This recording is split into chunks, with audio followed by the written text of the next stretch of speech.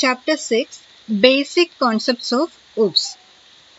We have already learned this chapter last year. We can just revise that chapter again. What is OOPS? Object-Oriented Programming Languages. This object-oriented programming language emphasizes on data rather than procedure. Means object-oriented programming language give importance to data. What are all the characteristics of OOPS? Object, class, data abstraction, data encapsulation, inheritance, polymorphism, dynamic binding, and message passing. First one, object. Object means object is an instance of a class, or object is a real world entity like pen, pencil, student, number, or anything. Or in C++ term, an object is a collection of data member and member functions. And we have learned so many objects. Student S1 means S1 is an object of the class student, and each object is identified by a name. That is, in student S1 is the name of that object. Like that, each object is identified by a name. And an object takes space in memory. Means each object is having an address. Next, class. What's a class? Class is a collection of objects having similar characteristics. And class contains data and functions. And the data inside the class is known as member data, and functions inside the class is known as member functions. Next, third characteristics of the OOPS is data abstraction. It refers to the process of representing essential features without including background details or explanation. Means, in suppose one program, area of a triangle, then in the main function, we are representing only that functions. For inputting, get data function, for computing, compute, and displaying, display function. Then in the main function, only three function. In main function, only three function. That is, one object dot get data, then object dot compute, and object dot display. That is, in the main function, we are representing only that functions, only the essential features. We are now in the main function, we are not writing the whole thing, how to compute the area of that triangle and anything.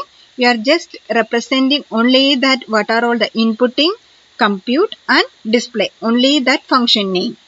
That is data abstraction. It refers to the process of representing essential features without including background details or explanation. Fourth one, data encapsulation.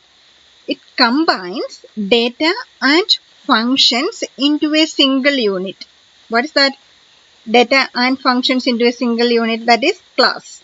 That is called data encapsulation. That is, using this data encapsulation, we can give security to the data. For that, we are using access specifiers. What are all the access specifiers? Private, public, and protected. If you are mentioning the data as a private member, no one can access outside the class. Like that, we can restrict the access of the data. That is called data hiding. That is, we can provide this data hiding or security using this access specifiers. Next, fifth one, inheritance. What is inheritance? Deriving one class from another class, or one object of one class is getting the properties of another class. And this inheritance provides reusability, or we can avoid the repetition of the code.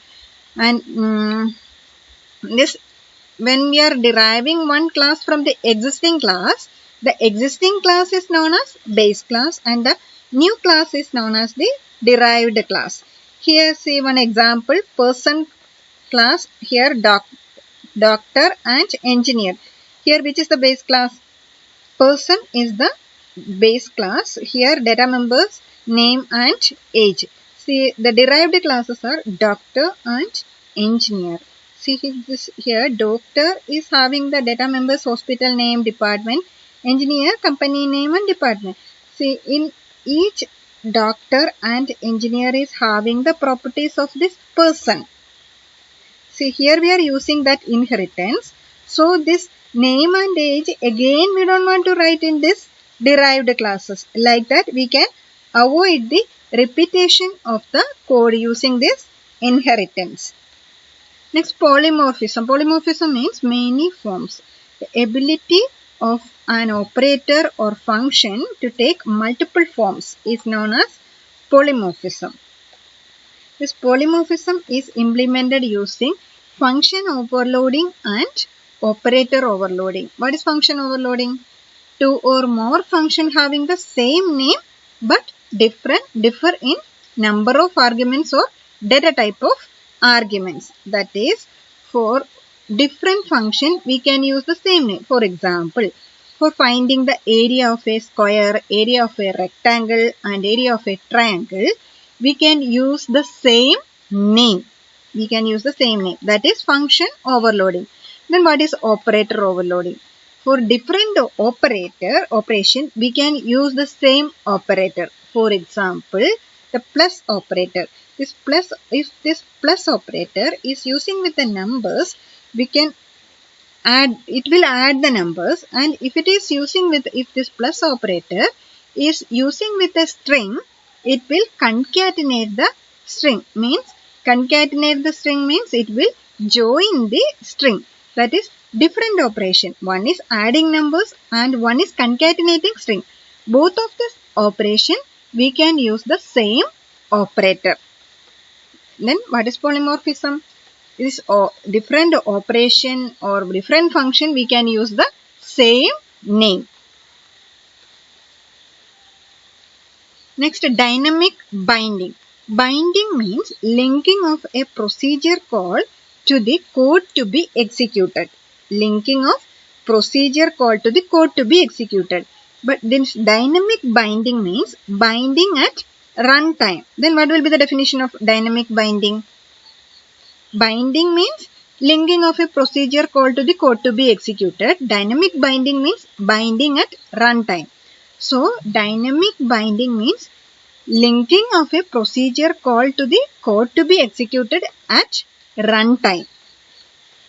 The 8 characteristics of OOPS is message passing. In OOPS, processing is done by sending messages to the objects. Then, next, difference between procedure programming and OOPS. In procedure programming, importance is given to the procedure or algorithm. But in OOPS, importance is for the data. Procedure programming follows top-down approach, but OOPS follows bottom-up approach. In procedure programming, doesn't have access specifiers. OOPS has access specifiers. What are all the access specifiers? Private, public and protected. In procedure programming, overloading is not possible.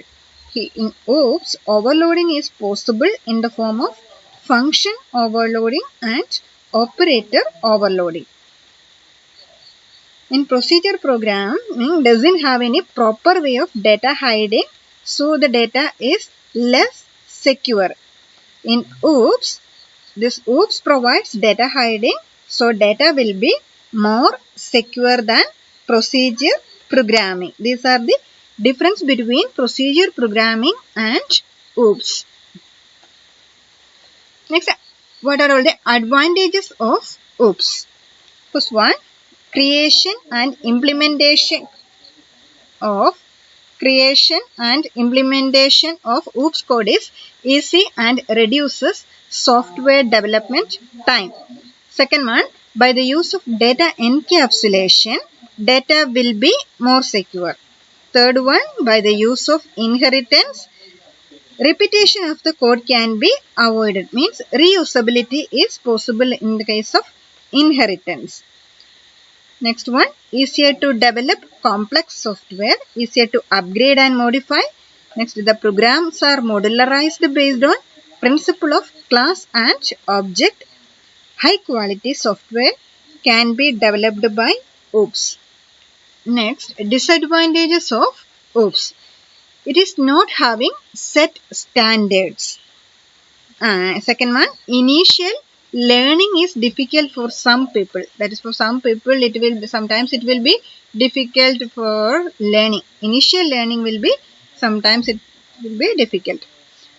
Next, object oriented programming with a class and object is a complex process.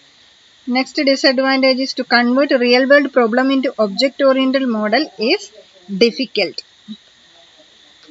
Next, applications of OOPS.